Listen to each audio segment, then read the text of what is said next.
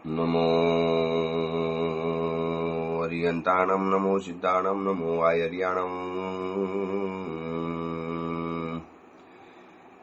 नमो वज्रायाणं नमो लोये सौवसावुणं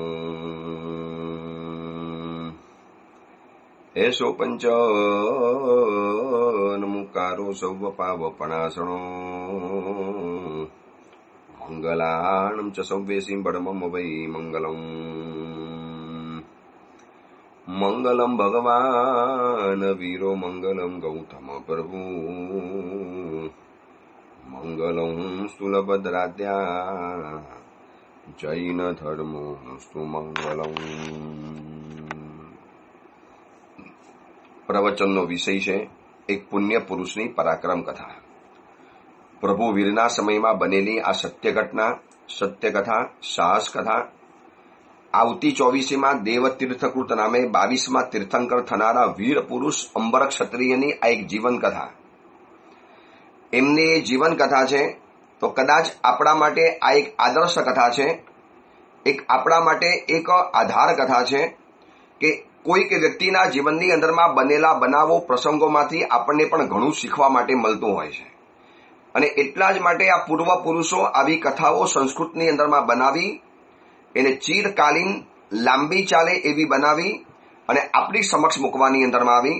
બધાની કથાઓ બની નથી, પરંતુ કેટલાક વ્યક્તિઓની કથા એ કદાચ આપણા જિંદગીને જીવવા માટેનો એટલો સરસ મજાનો મેપ બનતો હોય છે, ભૂમિયા બનતા હોય છે, ગાઈડ બનતા હોય છે.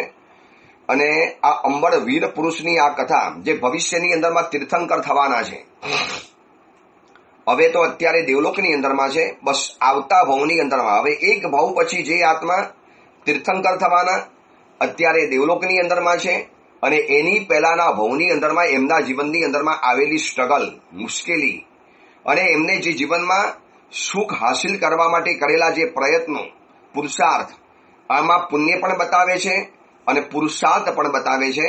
એકલા પુણ્યથી પણ જીવન નથી ચાલતું, એકલા પુરુષાર્થથી પણ નથી ચાલતું. બંને વસ્તુનું કોઈક જગ્યાએ સાયુજ્ય કરવું પડશે અને પછી આગળ વધવું પડશે. હા, બની શકે છે કે પુરુષાર્થના ટકા ઓછા વધતા થઈ શકે, પુણ્યના પણ થઈ શકે છે, પરંતુ જરૂરી બંને વસ્તુ રહેલી છે. પુણ્યમાં લખેલું છે, નસીબમાં લખેલું હશે માટે મળી જશે એવું પણ નથી ચાલતું. અને નસીબમાં હોય કે ન હોય, મારે તો પુણ્ય છે, બસ મારે પ્રાપ્ત કરવું છે એવું પણ નથી ચાલતું. પુણ્ય વગરનો પુરુષાર્થ નકામો છે અને પુરુષાર્થ વગરનું પુણ્ય પણ નકામું છે. આ બંને તત્વોને સાથે લઈને ચાલનારી આ કથા છે કે પુરુષાર્થ કર્યો, મહેનત કરી, ગોરખ યોગીની માતાના બધા જ આદેશોને પરિપૂર્ણ કરવા માટે નિષ્ઠા સાથે 2 આદેશમાં તો એને જીવનનું સઘળા સુખ મળી ગયા. જિંદગી જીવવા માટે જે પણ સુખ જોઈએ સર્વ ટોટલી બધું એની પાસે હાજર થઈ ગયેલું હતું. છતાં પણ હવે જે કરવું છે ફરજ નિભાવી છે. એમ નહીં કે બસ જીવનની અંદરમાં ભૌતિક સામગ્રીઓ મળી ગઈ એટલે હવે મહેનત કરવાની છોડી દેવાની, પુરુષાર્થ છોડી દેવાનો, ગાડી બંગલા વગેરે આવી ગયા એટલે હવે પરમાત્માની પૂજા છોડી દેવાની, ગુરુ ભગવાન પાસે જવાનું છોડી દેવાનું. મળી ગયું ને, એમના આશીર્વાદથી જો હાસિલ કરના થા वो हो गया, अब क्या करना है, ऐसा नहीं. એવું ન થવું જોઈએ કે ચુનાવ પતી ગયો, ચૂંટણી પતી ગઈ એટલે ચુનાવનો પ્રચાર પણ બંધ કરી લેવાનો. સંસારમાં એવું જ બને છે ને, ચૂંટણી પતી જાય એટલે પછી એનો પ્રચાર પણ બંધ કરી લઈએ. ભાઈ હવે પતી ગયું, હવે આવતા 5 વર્ષે આવવાનું. એવું નથી કે ચૂંટણી આવી એટલે પછી આપણે ચુનાવમાં પ્રચાર કરવા માટે જવાનું, ઘર ઘરમાં ફરવાનું. રોજની રોજ આરાધના કરવાની, રોજ પુણ્ય પેદા કરવાનું, રોજ પરમાત્માએ બતાવેલો પુરુષાર્થ કરવાનો. એટલા માટે 4 શબ્દ મૂક્યા છે: ધર્મ, અર્થ, કામ અને પુરુષાર્થ. આ 4 વસ્તુઓને બતાવી છે. ધર્મ પુરુષાર્થ, અર્થ પુરુષાર્થ, કામ પુરુષાર્થ. આ બધાની પાછળ શબ્દ લાગ્યો છે પુરુષાર્થ છે. એના માટે પણ પ્રયત્ન કરવાનો છે. અને અંબર અત્યારે ક્ષત્રિય વીર પુરુષ ત્રીજા આદેશને, માતાના આદેશને પરિપૂર્ણ કરવા પહોંચી ગયા સિંહલ દ્વીપની અંદરમાં.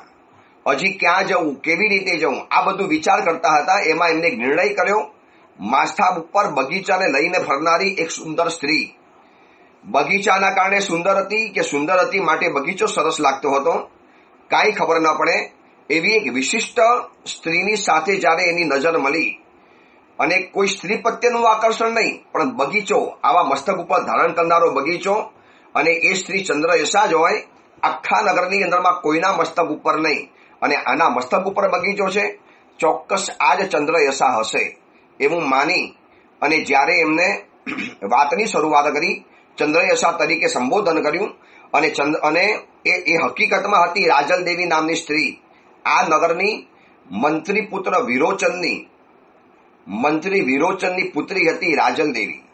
અને રાજલ દેવીએ પણ અંબર ક્ષત્રિયનો જે વિનય, સૌજન્ય, ઔચિત્ય, સ્ત્રી દાક્ષિણ્ય, એની જે વાત કરવાની જે કલા, એની આંખોની અંદરમાં રહેલી નિર્વિકારતા, એની ગંભીરતા, એનું સાહસ પરાક્રમ જોયા પછી એને પણ આખી પોતાની વાત રજૂઆત કરી કે હું તો તમે જે માનો છો એ નથી.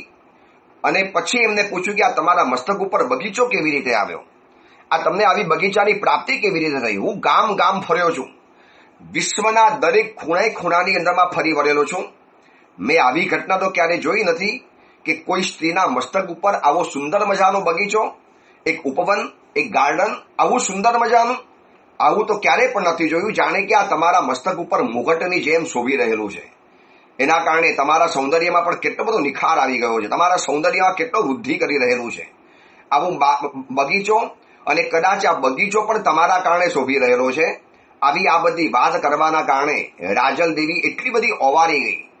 એક વાત યાદ રાખજો, ખુશામત કરવી અલગ છે અને પ્રશંસા કરવી એ વાત અલગ છે. પ્રશંસા કરવાની છે. ખુશામત, પ્રશંસા અને અનુમોદના, આ ત્રણની અંદરમાં ભેદભાવ સમજવા જેવા છે. ખુશામત એટલે હોય કશું જ નહીં, એ વ્યક્તિમાં કોઈ લાયકાત નથી, એ વ્યક્તિમાં કોઈ પાત્રતા નથી, એ વ્યક્તિની અંદરમાં કોઈ કેપેબિલિટી નથી, કશું જ નથી, પણ લાગ્યું કે આપણો સ્વાર્થ પરિપૂર્ણ થઈ શકે એમ છે, આને બે ચાર મસ્કા મારી દઈશું તો આપણું કામ થઈ જશે.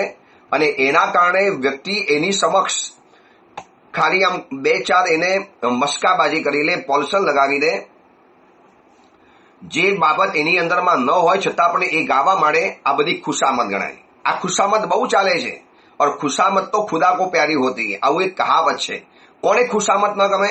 સાવધાન બનવા જેવું છે. ખુશામત કરવા માટે આવનારો માણસ તમારી પાસેથી કંઈક મેળવવા, કંઈક આંચકી લેવા, કંઈક પ્રાપ્ત કરવા માટે જ આવતો હોય છે. એ ધ્યાન રાખવા જેવું છે. અને પ્રશંસા એટલે અલગ વાત છે.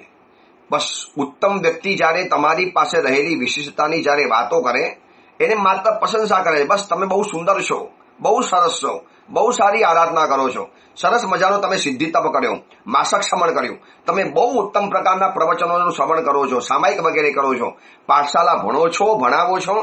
આવી ઉત્તમ વ્યક્તિના બે શબ્દો એ આપણા માટે પ્રશંસા બની જાય. અને એનીથી આગળ વધો એટલે અનુમોદના. આંખની અંદરમાં જર્જરિયા લાવી, આંખને ભીની કરી, 7-7 વર્ષના નાનકડા બાલકડાઓ જ્યારે માસક શ્રવણ કરતા હોય, 9-9, 10-10 વર્ષના બાળકો જ્યારે સિદ્ધિ તપ કરતા હોય, આ બધા સમાચાર જ્યારે આપણી પાસે આવેલા છે. અને દેરાસરમાં ગયા પછી પ્રભુની સમક્ષ એક વાત વ્યક્ત થાય, પ્રભુ એક નૌકાશી કરવાનું પણ મન નથી થતું, ચાતુર્માસની અંદરમાં બેસવું, એકાસનું કે આંબિલ કરવાનું મન નથી થતું. અને પ્રભુ આવા નાનકડા દીકરાઓ આવું ભીષ્મ પરાક્રમ કરી બતાવે, એક આંખના ખૂણા ભીના બને, જર્જરી આવી જાય, આંખ ગીલી ગીલી હો જાય, તો માન લેના કે આપણી પાસે અનુમોદના આવી છે. અને એવી સરસ મજાની પ્રશંસા કરી. હકીકત જે હોય, હકીકતને તમે સારા શબ્દોની અંદરમાં વર્ણવી શકો, આને કહેવાય છે પ્રશંસા. ખુશામતમાં તો હકીકત છે જ નહીં, વાસ્તવિકતા કશી જ નથી હોતી. માત્ર એને ખાલી બસ ખુશ કરવા માટે, કરોડપતિ નબીલો હોય, ગામનો ઉતાર હોય, ટપોરી ક્લાસ હોય, કોઈ સંસ્કાર ન હોય, અસભ્યતાથી ભરેલો હોય, પરંતુ એની ગાડીમાં રોજ આંટાફેરા કરવા છે, એની ગાડીની અંદરમાં બેસવું છે, મુસાફરી કરવી છે, અને એના પૈસે જલસા કરવા છે, બસ એટલે ખાલી એને ખુશામત કર્યા કરો, મસ્કા માર્યા કરો, એ બધી ખુશામત કહેવાય. આ પ્રશંસા દ્વારા એને એવો મજાનો રસ્તો ક્લિયર કરી દીધો. પ્રશંસા કરતા પણ જો આવડે તો કદાચ આવતીકાલે એ વ્યક્તિના હૃદયની અંદરમાં પ્રવેશ કરવાનો તમારા માટે સુગમ બની જાય.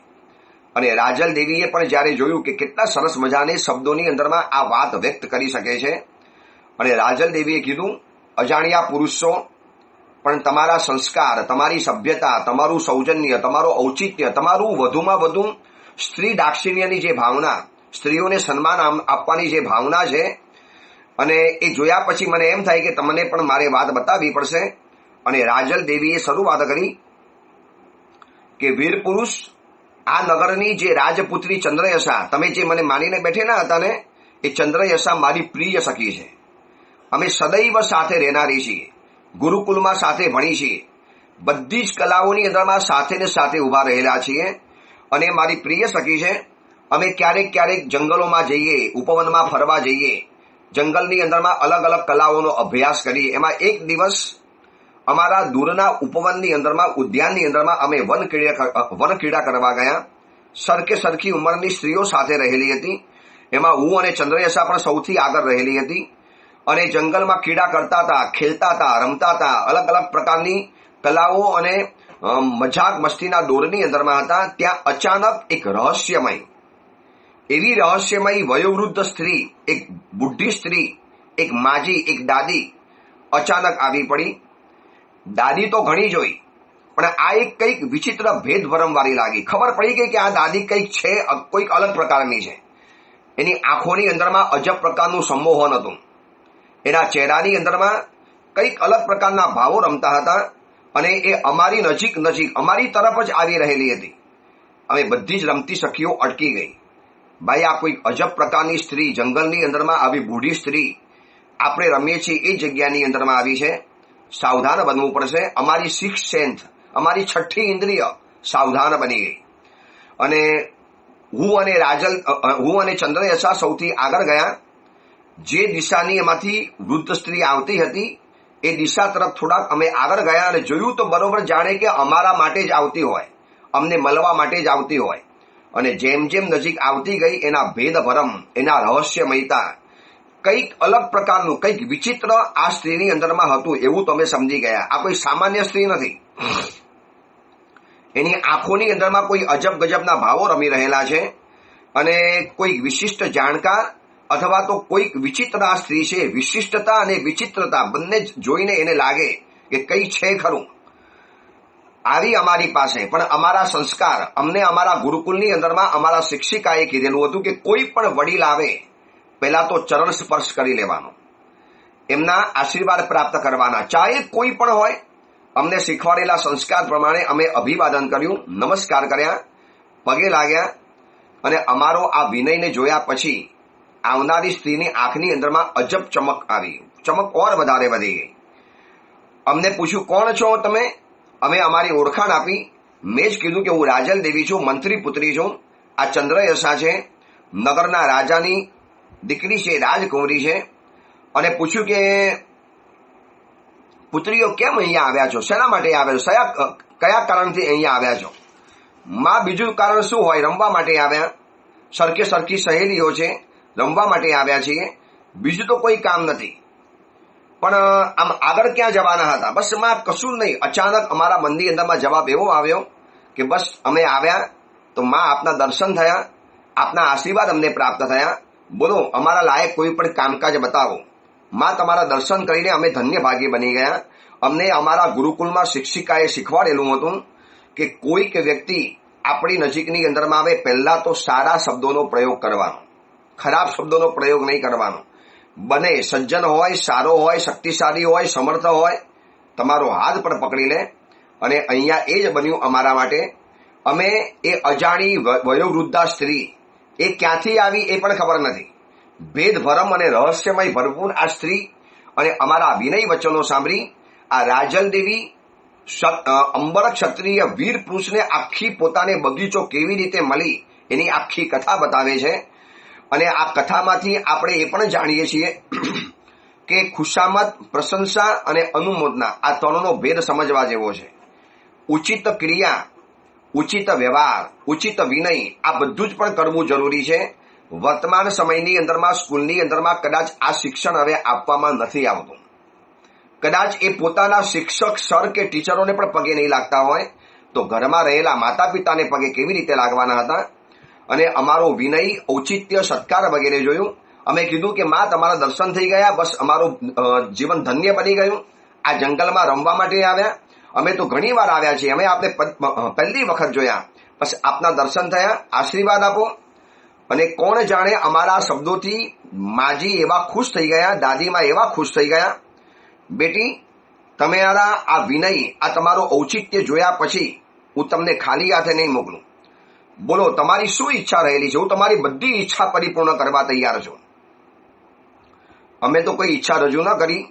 એટલે વૃદ્ધાએ સામેથી કીધું, અગર જો તમે મારી સાથે રહેશો, અગર આપ મેરી બાત માનોગી, અગર આપ મેરે સાથ રહોગી, અગર તમે મારી સાથે રહેશો, મારી વાત માનશો અને જો મારી સાથે આવવા તૈયાર થશો, મારી ઉપર વિશ્વાસ રાખીને જો અગર મારી સાથે આવવા તૈયાર થશો, હું તમને સાક્ષાત ઈશ્વરના દર્શન કરાવી શકું એમ છું. સાક્ષાત ઈશ્વરના દર્શન. અમે ઈશ્વર વિશે ઘણું સાંભળેલું હતું. ઈશ્વરવાદ આખો અમે અમારા ગુરુકુળમાં ટીચર પાસે, શિક્ષિકા પાસે ભણેલા હતા. એટલે ચંદ્રયશાએ પૂછ્યું કે માં, ઈશ્વરના દર્શન આપ કરાવવા માટે માંગો છો, શું આપ ઈશ્વરની સાથે રોજ જાઓ છો? આપ ઈશ્વરને સ્વયં મળો છો? અમને તો અમારી શિક્ષિકાએ કીધું કે ઈશ્વર તો આકાશની અંદરમાં હોય છે, અદૃશ્ય હોય છે. ઈશ્વર દર્શન નથી આપતા, અને દર્શન નથી આપતા એટલા માટે તો આપણે એને આકાર સ્વરૂપે, મૂર્તિ સ્વરૂપે રાખેલા છે. અગર ઈશ્વર દર્શન રોજ આપતા હોય તો આપણે કઈ મૂર્તિ રાખવાની જરૂર પણ ન પડે. પણ ઈશ્વર એમ દર્શન કેવી રીતે આપી દે? કેટલા બધા ભક્તો ચાહતા હોય છે, દર્શન કરવા છે. દરેક ભક્તોની એવી ઈચ્છા હોય, માં અમે તમારો કોઈ વિરોધ નથી કરતા, પણ જાણવું છે કે ઈશ્વર દર્શન થઈ શકે. અને એ માજીની આંખ વધારે ચમકી. બેટા અગર મારી ઉપર વિશ્વાસ હોય, અગર તમને મારી ઉપર જો સંપૂર્ણ ભરોસો હોય, બેટા આવો, તમે ઈશ્વરના દર્શન કરવાને યોગ્ય છે, હું તમને ઈશ્વરના દર્શન કરાવી લઈશ. અમે પૂછ્યું, માં ઈશ્વર ક્યાં હોય? કેવી રીતે દર્શન આપે? અને ત્યાં કેવી રીતે જઈ શકાય? કોઈ સીડી તો છે નહીં ઈશ્વર પાસે જવાની, કોઈ રસ્તો તો છે નહીં ઈશ્વર પાસે જવાની. અમે એવું સાંભળ્યું છે કે ઈશ્વર મંદિરમાં હોય છે, મૂર્તિ સ્વરૂપે દર્શન આપે છે, અને ત્યાં એની ભક્તિ વગેરે કરીએ એટલે ઈશ્વરની અદૃશ્ય કૃપા આપણી ઉપર વરસે. માં અમને જે આવી રીતે શીખવાડ્યું છે અમારી શિક્ષિકાએ, એમ ઈશ્વર પાસે જવાતું હોત તો કોણ ન જાય? કોની ઈચ્છા ન થાય કે ઈશ્વરના દર્શન કરવા છે? જગદીશ્વરને મળવાની કોને પણ ઈચ્છા ન થાય? બેટા તમારી બધી વાત બરોબર છે, પરંતુ બેટા આ બ્રહ્માંડના કણ કણની અંદરમાં, અણુ અણુની અંદરમાં, બધી જ દિશાઓની અંદરમાં ઈશ્વર વસે છે. અને તમે કહો છો ને ઈશ્વર ક્યાં છે? બેટા ધરતીના કણ કણની અંદરમાં ઈશ્વર પથરાયેલો છે. અગર તમારી પાસે આસ્થા હોય, તમારી પાસે શ્રદ્ધા હોય, તમારી પાસે વિશ્વાસ અને ભરોસાની તાકાત હોય તો આ માટી પણ તમારા માટે ઈશ્વર બની શકે છે. અને અગર તમારી પાસે શ્રદ્ધા જ નથી તો તમે જે મંદિરમાં, દેરાસરમાં, જિનાલયોમાં કે ઈશ્વરના જિનાલયોમાં જાઓ છો, એ મૂર્તિ પણ તમારા માટે માટી સમાન બની શકે એમ છે. બેટા છે વિશ્વાસ?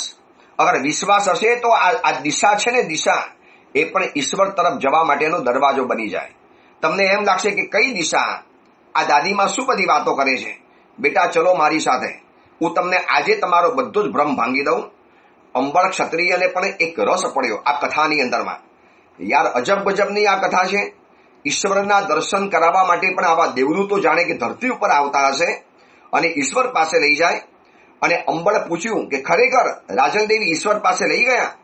અંબળ ક્ષત્રિય, વાત તો સાંભળવા જેવી વાત છે.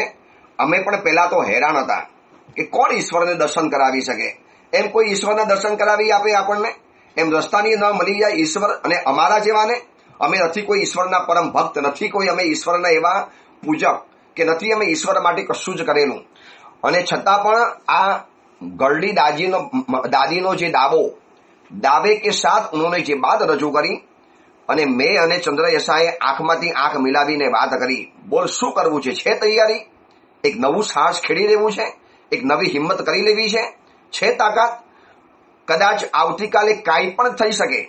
આ માજી ખોટા પણ હોય, રહસ્યમય હતા, ભેદ ભરમવાળા હતા, કદાચ કોઈ આપત્તિમાં પડી પણ શકીએ, પણ બંને જણાએ આંખ દ્વારા વાત કરી લીધી કે આપણે બે સાથે છીએ ને, કોઈ ચિંતા નથી, પહોંચી વળશું. ચલો એક નવો પણ અનુભવ જીવનમાં થઈ જાય. બસ આ નવો અનુભવ પ્રાપ્ત કરવા માટે. અને માજીએ જે રીતે અમને વાત કરી ને કે આ દિશા દરવાજા બની જાય. અગર તમારી પાસે શ્રદ્ધા છે તો હવા પણ તમારા માટે ભૂમિઓ બની જાય.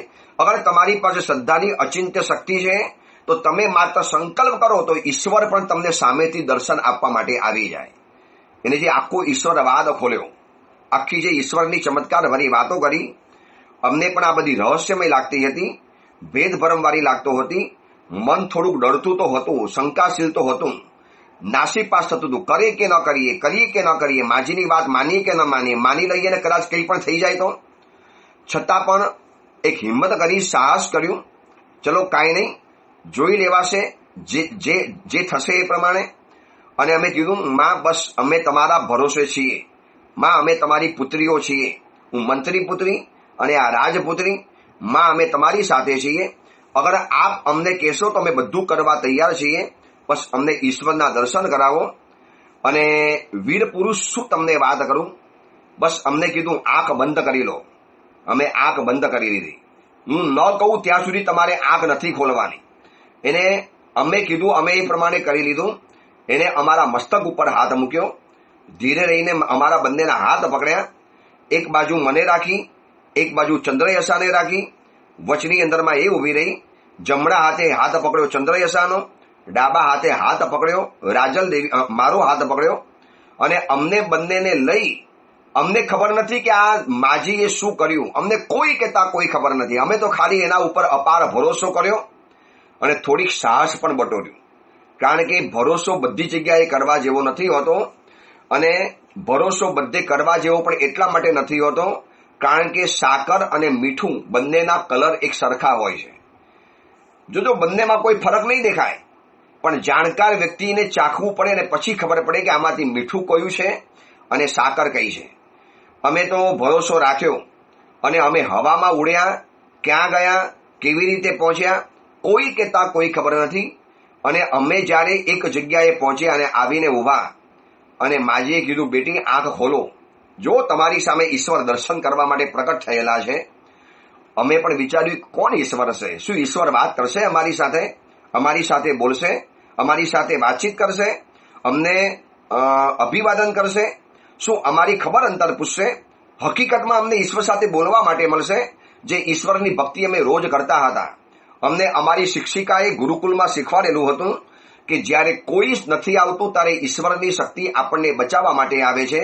જબ કોઈ નહીં આતે તબ મેરે દાદા આતે હે. દાદા એટલે ભગવાન શક્તિ સ્વરૂપે આગળ આવે છે. અને મહોપાધ્યાય વિનય વિજયજી મહારાજાએ, યશો વિજયજી મહારાજાએ વિંશતિ વિંશિકા નામના ગ્રંથની અંદરમાં લખ્યું છે, વ્યક્ત્યા શિવ પદસ્થોપી શક્ત્યા જયતિ સર્વગ. અરિહંત પરમાત્માના વર્ણન જ્યારે કરવાની અંદરમાં આવ્યું ત્યારે ભલભલા લોકોનો શંકા નિર્મૂળ થઈ જાય એવી ત્યાં સરસ મજાની વાત કરી કે વ્યક્તિ રૂપે આ દુનિયામાં પરમાત્મા હાજર નથી. કોઈ પણ અરિહંત તત્વ કે પંચ પરમેષ્ઠી તત્વ વ્યક્તિ રૂપે કદાચ તમારી સામે હાજર નહીં હોય. દેવ તત્વ, ગુરુ તત્વ તો વ્યક્તિ રૂપે હાજર છે, પણ દેવ તત્વ વ્યક્તિ રૂપે હાજર નહીં હોય કારણ કે એનો રહેવાનો સમય બહુ સીમિત છે. આદિનાથ ભગવાન રહ્યા 84 લાખ પૂર્વ, મારી સામે પરમાત્મા રહ્યા 72 વર્ષ. એટલે આ બધા ઈશ્વરીય તત્વને ધરતી ઉપર રહેવા માટેનો સમયગાળો, ટાઈમ લિમિટ ફિક્સ છે. વ્યક્ત્યા શિવ પરસ્તોપી, એ વ્યક્તિ સ્વરૂપે મોક્ષમાં જવાના, શિવપુરમાં પહોંચી જવાના. શક્ત્યા જયતિ સર્વગ, શક્તિ રૂપે આ ધરતીના ખૂણે ખૂણાની અંદરમાં ઈશ્વર બિરાજમાન છે. તમે એની શક્તિને સ્વીકારી લો. હવે આ વાત આપણા મગજમાં કેવી રીતે બેસાડવી પડે એમ છે. તમારા ઘરની અંદરના ખૂણાના ભાગની અંદરમાં તમે ટીવી ગોઠવ્યું છે. હવે આ ટીવીની અંદરમાં તમારે અલગ અલગ ચેનલો જોવી છે, બધી પ્રકારની તમારે ચેનલ જોવી છે. તો શું કરવું પડશે? ટેરેસ ઉપર તમારે એક એન્ટીના, એક ડીશ તમારે ત્યાં લગાવવી પડશે. ટાટા સ્કાયની ડીશ એ લગાવી લેવાની. અને એ લગાવો એટલે શું થયું, આકાશની અંદરમાં ચારે કોર એ ટીવીના દ્રશ્યો, એ પિક્ચરના દ્રશ્યો, એ વેબ સિરીઝ, આ બધાના જે કહેવાય કે દ્રશ્ય ત્યાંથી રિલે થાય છે, એના તરંગો રિલે થતા હોય છે. અને એ તરંગોને સ્વીકારવા માટેની એવી પ્રકારની સિસ્ટમ એ ટાટા સ્કાયની અંદરમાં ફિટ કરેલી છે. અને જે વાયર દ્વારા ઘરની અંદર ખૂણાની અંદરમાં બારીઓ બંધ કરેલી હશે, બારણા બંધ કરેલા હશે, અંદરમાં એસી ચાલુ હશે, સજ્જડ દરવાજા બંધ કરી દીધા પછી પણ દૂર રમાતી ક્રિકેટ મેચ તમારા ઘરની અંદરમાં આંખની સામે દેખાતી હોય છે. કોઈ જગ્યાએ ધમાલ થતી હોય, અમેરિકા, પાકિસ્તાન કે હરિયાણા કે મણિપુર કોઈક જગ્યાએ ધમાલ ચાલુ હોય અને એના દ્રશ્યો ટીવીમાં ઘર બેઠા જોવા માટે મળે છે. કેવી રીતે આ થયું કવરેજ બધું? બસ ટાટા સ્કાયની ડીશ લગાડી, એનું કનેક્શન જોડ્યું અને ઘરમાં ટીવી લઈ આવ્યા. એના કારણે આ બધા દ્રશ્યો જો ઘરની અંદરમાં આવી શકતા હોય તો આ ધરતીના કણ કણની અંદરમાં અરિહંત પરમાત્માના પૂતગલો છવાયેલા છે. એક ખૂણો એવો બાકી નથી. ધરતીના કોઈ પણ ખૂણાની અંદરમાં જાઓ, બસ તમે આદર ભાવ સાથે, સંપૂર્ણ અનુરાગ સાથે, સંપૂર્ણ શ્રદ્ધાથી ભરપૂર બની અને જ્યારે આપણે આ ઈશ્વરીય ચેતના તાકાતને જ્યારે આપણે આહ્વાન આપીએ છીએ અને દોડતી આવે છે અને આ શક્તિ એવી છે, એટલી પ્રેમાળ છે, એટલી સ્નેહાળ છે, એટલી દયાળુ છે, એટલી કૃપાળુ છે કે બસ તમારે ખાલી એને એક સેકન્ડનો કોલ કરવાની જરૂર છે. ભાઈ કમસુન, મને જરૂર છે મને આજે પ્રભુ તમારી કૃપાની બહુ જરૂરિયાત છે. પ્રભુ આપની કૃપા વગર હું અધૂરો છું. પ્રભુ આપના આશીર્વાદ બસ મારી ઉપર વરસાવો. બસ એક શાંતિથી, એક ચિત્તે મનને સ્થિર કરી અને બસ તમે આ ઈશ્વરીય શક્તિને આહ્વાન કરો. કારણ કે સ્પષ્ટ શબ્દો છે, વ્યક્તિયા શિવ પરસ્તોપી, વ્યક્તિ રૂપે શિવપુરની અંદરમાં ગયેલા પરમાત્મા શક્તિયા જયતી સર્વગ, શક્તિ રૂપે સમગ્ર વિશ્વની અંદરમાં જય જયકાર મચાવી શકે એમ છે. કદાચ નાસ્તિક વ્યક્તિઓને આ વાત નહીં બેસે, મેકોલો શિક્ષણ લીધેલા યુવા યુવતીઓને આ વાત દિમાગમાં નહીં બેસે, કારણ કે સ્કૂલમાં કશું શીખવાડ્યું જ નથી, મંદિરમાં જવાનો સમય નથી મળતો. ઘણી વખત તો એટલી બધી દયા આવે છે, એટલી બધી આમ પારાવાર આમ મનની અંદરમાં ક્યારેક નિરાશા છવાઈ જાય. આવા અદ્ભુત તીર્થંકર પરમાત્મા મળ્યા, જેમના માટે શબ્દ મૂક્યા છે, અચિંત શક્તિ જુત્તા હિતે ભગવંતો. અચિંત્ય શક્તિ સંપન્ન છે. આપણે વારંવાર બોલીએ છીએ, સકલ કુશલ વલ્લી, પુષ્કરા વર્ત મેઘો, દુરિત તિમિર ભાનુ, કલ્પ વૃક્ષો પ્રમાણ, ભવ જલ નિધિ પોત. પછી શું બોલીએ છીએ? સર્વ સંપત્તિ હેતુ. આવા તીર્થંકર પરમાત્મા મળ્યા, અદ્ભુત તાકાતને ધરાવનારા મળ્યા. જગ ચિંતામણી, જગનાહ, જગગુરુ, જગરક્ષણ, જગબંધવ, જગ સત્વાહ, જગ ભાવ વિયક્ષણ. આવા પરમાત્મા મળ્યા પછી પણ એમ થાય કે શું કામ દેરાસરમાં જવાનું? કેટલા યુવા યુવતીઓને સમજાવીને દેરાસર જવાનું શરૂ કરાવું, પૂજા કરાવવાની શરૂ કરાવું અને પૂછું કેમ નથી જતા? બસ સમય નથી મળતો. અમે બસ મનોમન ભગવાને યાદ કરી લઈએ છીએ. ભાવ હોય તો જવાય, ઈચ્છા વગર પરાણે કેવી રીતે જવાય? બસ આ બધી મનની અંદરમાં એવા બધા ભરમ ઘુસાવી દીધા છે અને એના કારણે શક્તિના સમંદરથી ઉભરાતા તીર્થંકર પાસે આ લોકોને જવાનો સમય નથી. એટલે જીવનમાં ઠેબા ખાતા હોય છે. ક્યાં ને ક્યાંય નિરાશ થઈ જાય, હતાશ થઈ જાય, ફ્રસ્ટ્રેસ બની જાય, ડિપ્રેશનની અંદરમાં આવી જાય. જોઈ લો, કોટા એજ્યુકેશનનું હબ છે. 4 દિવસ પહેલા જ કોટા એજ્યુકેશન હબની અંદરમાં કેટલાય દીકરા દીકરીઓએ આપઘાત કરી લીધા, સુસાઇડ કરી લીધા. સમાજ ચિંતકો ત્યાં પહોંચી ગયા અને ત્યાં સર્વે ચલાવે છે કે કેમ આવું થાય છે, શું છે આ યુવકોને, કેમ મરી જાય છે, કેમ આવી જિંદગી ખતમ કરી નાખે છે. કોટા એજ્યુકેશન હબની અંદરમાં સુસાઇડનું પ્રમાણ એટલું બધું વધી ગયું છે કે ત્યાંના શિક્ષકો અને ત્યાંના ટીચરો પણ સમજી નથી શકતા કે શું થઈ રહેલું છે. એક પ્રેશર, એક માથા ઉપર બોધરેશન, એક માથા ઉપર ટેન્શન, એટલો બધો માથા ઉપર બોજો છે, બધાનું પ્રેશર છે. ઘર છોડીને આવ્યા છે અને અહીંયા કોઈ પણ લફડામાં ફસાયેલા હોય, અથવા તો ભણવાનું ટેન્શન આવી ગયું હોય, અથવા તો માર્ક્સની દુનિયાની અંદરમાં થોડાક પાછા પડતા દેખાતા હોય અને ઈશ્વરીય શક્તિ ઉપર તો વિશ્વાસ ધરાવતા ન હોય. આ પ્રવચન સાંભળનારી દરેક વ્યક્તિને કહું છું કે યશો વિજયજી મા સાહેબનો આ શબ્દ ધ્યાનથી સાંભળજો. વ્યક્ત્યા શિવ પદસ્થોપી શક્ત્યા જયતી સર્વગ. ઈશ્વરીય ચેતના, ઈશ્વરીય તાકાત, અદૃશ્ય શક્તિ આ ધરતીના ખૂણે ખૂણાની અંદરમાં છે. તમે જ્યાં બેઠા છો એની આજુબાજુની અંદરમાં એ શક્તિનું આવરણ છે. બસ માત્ર આપણે એને આહ્વાન કરવાનું છે, એને આમંત્રણ આપવાનું છે. બસ ઇસકો ન્યોતા દો, ઇનકો આમંત્રણ દો, આવો, પધારો. બસ હું તમને આમંત્રણ આપું છું, મને ખૂબ જરૂરિયાત છે તમારી.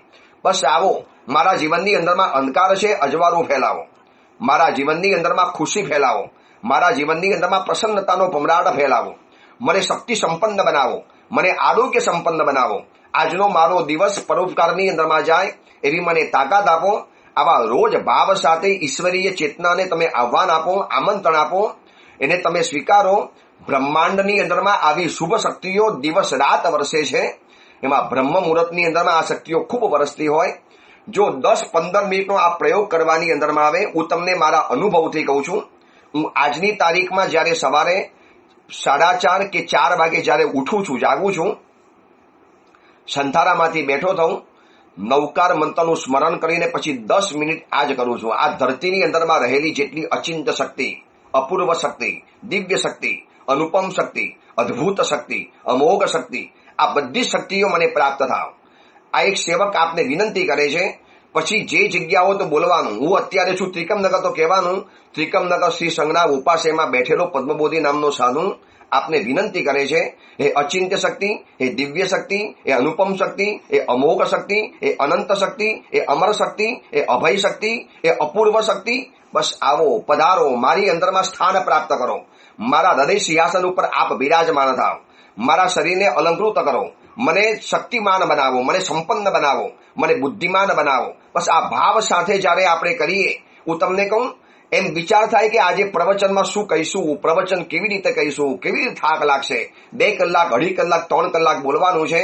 પણ આ ઈશ્વરીય શક્તિનો અંશ જ્યારે નાનકડો પણ આવે છે, ભોયરાની અંદરમાં સૂર્યનું એક નાનકડું કિરણ પ્રવેશે અને આખો ભોયરું જેમ જગમગાટથી ભરાઈ જાય, એવી રીતે આ એક શક્તિનો નાનકડો અંશ જો મારા તમારા જીવનની અંદરમાં આવી જાય, મારા તમારા જીવનના આખા દેદાર બદલાઈ જાય. પેલી માજીએ પણ એ જ કીધું, આ ચંદ્રયશા અને રાજલ દેવીને એ લોકોને એવી જગ્યાની અંદરમાં લઈ આવ્યા, આંખ ખોલી અને સ્તબ્ધ બની ગયા. આંખ ખોલી અને સામેનો જે નજારો જોયો અને લાગ્યું કે જાણે કે શું છે આ, બસ જોતા જ રહી ગયા, જોતા જ રહી ગયા. એવા એક દિવ્ય સ્થાનની અંદરમાં એ માજી એમને લઈ આવ્યા, ઈશ્વરના દર્શન કરાવ્યા. કયા ઈશ્વર છે, કોના દર્શન કર્યા, અને ઈશ્વરીય તાકાતની આવી પણ કેટલીક વાતો આપણે આવતીકાલના પ્રવચનની અંદરમાં જોઈશું. એ જ મંગલ કામના મંગલ ભાવના.